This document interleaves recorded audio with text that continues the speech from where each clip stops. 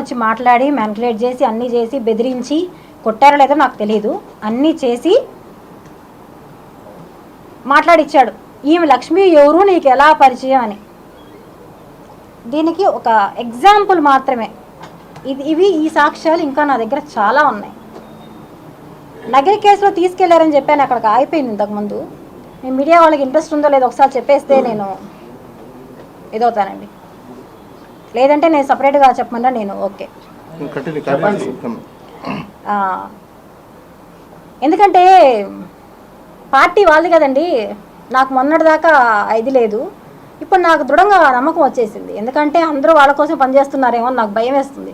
నా పక్కన ఎవరూ లేరు అనేది కూడా నాకు దృఢం అవుతుంది సార్. నాకు ఆవిడ భయం ఎక్స్‌ప్రెస్ చేస్తున్నారు. నా భయం సార్ అది. నేను ఎందుకంటే మీడియా మిత్రులందరూ మనకు తోడు ఉంటారు, మీరు చెప్పండి. నాకు భయం వేస్తుంది సార్ నిజంగానే. నాతో ఎవరున్నారో లేదని కూడా నాకు భయం వేస్తుంది అసలు. సరే ఫ్యాక్ట్స్‌లోకి చెప్పేసి నగరికి తీసుకెళ్ళినప్పుడు ఎలా బయట వచ్చారు సార్ అతను? అంటే ఆవిడకున్న భయాన్ని ఎక్స్‌ప్రెస్ చేస్తున్నారు అంతే సార్. నా భయం నా సార్, నా భయం సార్. అతని గురించి ఒకే ఒక మాట చెప్తాను సార్ లాస్ట్. నగిరి నుంచి అతను మరుసటి రోజు బయట రావడానికి గల కారణం, ఏకైక కారణం, అతని భార్య రేణుక ఎవరైతే ఉన్నారో ఒక మహిళకు ఫోన్ చేసి, నీకు సంబంధించినవి ఇందులో ఉన్నాయి ఆ ఫోన్స్లో, ఇప్పుడు కానీ కిరణ్ బయట రాకపోతే అవన్నీ వాళ్ళకి వెళ్తాయి, నువ్వు ఎవరైతే ఇప్పుడు అరెస్ట్ చేపించారో ఆమెకు చెప్పి వెంటనే రిలీజ్ కావాలి, లేదంటే నీవన్నీ బయట వస్తాయని చెప్పి అర్ధరాత్రి 3 గంటలకు ఫోన్ చేయించింది. ఎవరు? రేణుక, ఆ మహిళకి. ఆమె కూడా ఓపెన్గా చెప్తున్నాను, రోజా గారి బంధువు, రిలేటివ్, సొంత ఫ్యామిలీ మెంబర్. దానికి సంబంధించిన ప్రూఫ్స్ నా దగ్గర ఉన్నాయి, కానీ ఇప్పుడు నేను ఇవ్వను, అవసరాన్ని నేను అన్నీ బయట పెడతాను.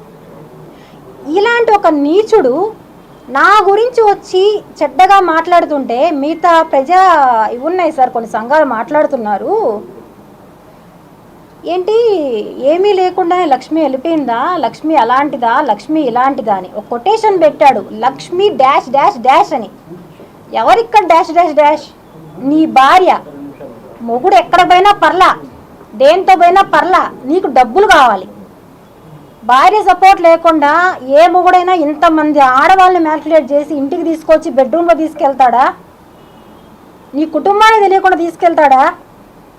నువ్వే ఇంట్లోకి వచ్చి నాకు ఇవ్వలేదండి, ఇది చెప్పిన వాళ్ళు చెప్తున్నారు, తీసుకెళ్ళి బెడ్రూమ్లో ఉండగా టీలు కాఫీలు భోజనాలు వాళ్ళకి కావాల్సినవన్నీ ఏర్పాటు చేసి అన్నీ చేసి అవసరం తీరిపోయాక అదే మహిళని ఇంట్లో తీసుకెళ్ళి దౌర్జన్యంగా కొట్టారు, దౌర్జన్యంగా.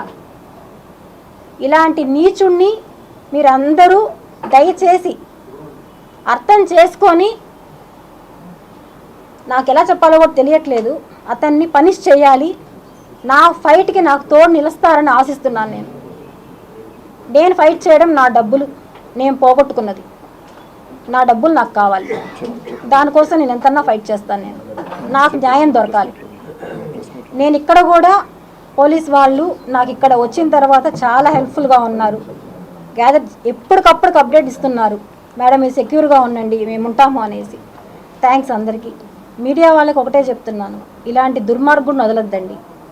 ఇతని వెనకాల ఉన్న ఎవరున్నారో వాళ్ళ మీద ఎంక్వైరీకి అన్నీ వేస్తున్నారు, అన్నీ కూడా జరుగుతాయి. ఇలాంటి నీచుడిని అయితే ఎవరు నమ్మొద్దండి, నమ్మి మోసపోవద్దండి. అవునండి అబ్బాయి.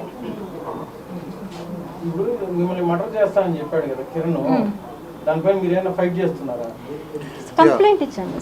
దానికి సంబంధించింది మేమైతే పోలీస్ స్టేషన్లో కంప్లైంట్ ఇవ్వడం జరిగింది. కాకపోతే ఒరిజినల్ కంప్లైంట్ ఏదైతే ఉందో ఆ కంప్లైంట్ని వద్దు అని చెప్పేసి అరెస్ట్ చేసి తీసుకెళ్లే రోజు మాడిఫికేషన్ కంప్లైంట్ని సైన్ తీసుకొని ఈరోజు పోలీస్ వాళ్ళు ఎఫ్ఐఆర్ కట్టారు. దానికి ఖచ్చితంగా యాడ్ ఆన్ సెక్షన్స్ కూడా, ఎందుకంటే దాంట్లో లైఫ్ థ్రెట్ ఉందని చెప్పి క్లియర్ కట్గా కంటెంట్స్ ఉన్నాయి.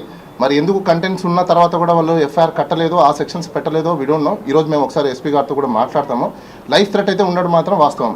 ఎందుకంటే ఈవిడ పోలీస్ స్టేషన్ నుంచి తీసుకొని రిమాండ్ అయిపోయిన తర్వాత, అంటే ఇక్కడ ట్రాన్సిట్ వారెంట్ ఇచ్చిన తర్వాత కార్లో వెళ్ళేటప్పుడు ఈవిడ దగ్గర ఉన్న గ్యాడ్జెట్స్ కావచ్చు, వాళ్ళకి సంబంధించిన మనుషులే అక్కడ ఉన్నారు, ఆ కార్లో కూడా ఉన్నారు. తర్వాత కిరణ్ రాయల్ గారు కూడా ఈవిడతో ఎవరితోనో చెప్పించేసి నువ్వు కానీ వీడియో ఇలా రిలీజ్ చేస్తే నేను నీకు అప్పుడే బెయిల్ ఇప్పిస్తాం చేస్తామన్నట్టు, కానీ ఆవిడ ఏది స్పందించలేదు. కానీ న్యాయం అనేది ఉంది కాబట్టి ఈరోజు ఆమెది ఎఫ్ఐఆర్లో ఎక్కడే కానీ ఆ కంప్లైంట్కి సంబంధించిన డీటెయిల్స్ కూడా మీకు ఇచ్చున్నాము, జైపూర్కి సంబంధించిన ఎఫ్ఐఆర్లో ఈవిడ పేరు లేదు. ఈవిడ పేరు రావడానికి రీజన్ కూడా మీకు చెప్తాను. అందులో గోపాల్ సింగ్, తర్వాత ఇంకొక ఎక్స్ అనే పేరు, ఈ గని అబ్దుల్ గని అనే పేరు ఏదైతే ఉందో వీళ్ళ ముగ్గురు పేర్లే ఉన్నాయి. వాళ్ళ అకౌంట్ నుంచి ఈవిడ అకౌంట్కి డబ్బులు ట్రాన్స్ఫర్ అయ్యాయి. వీళ్ళ పేరు పెట్టడానికి రీజను ఈ గని అనే అకౌంట్ నుంచి